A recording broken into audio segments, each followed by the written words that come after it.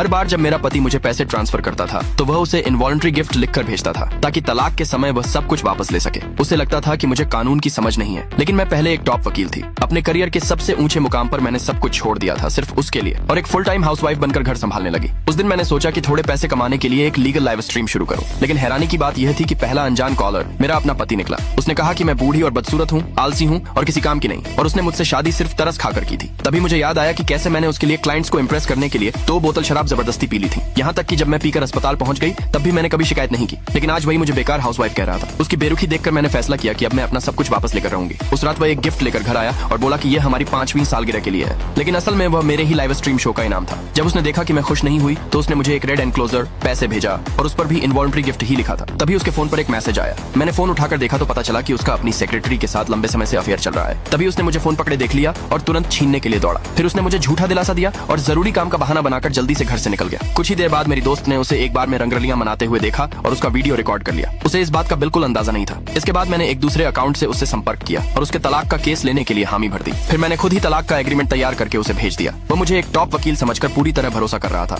इसलिए उसने तुरंत मुझे $1 लाख ट्रांसफर कर दिया। उसे जरा भी अंदाजा नहीं था कि उसका केस संभालने वाली वकील असल में उसकी अपनी पत्नी ही है। फिर कोर्ट की सुनवाई का दिन आ गया। जब मैं वकील की ड्रेस पहनकर कोर्ट में दाखिल हुई तो उसकी सेक्रेटरी को यकीन ही नहीं हुआ कि मैं वकील हूँ। वहीं मेरा पति मेरा मजाक उड़ाने लगा कि मैं तो वकील रखने की हैसियत भी नहीं रखती, लेकिन मैंने उससे कहा बस इंतजार करो। जब हम बैठे तो उसे वकील नजर नहीं आई, इसलिए उसने तुरंत फोन करके पूछा कि वह कहाँ है। अगले ही पल मैंने उसका फोन उठाकर उसके सामने दिखा दिया। अगले भाग के लिए नीचे कमेंट में यस लिखे।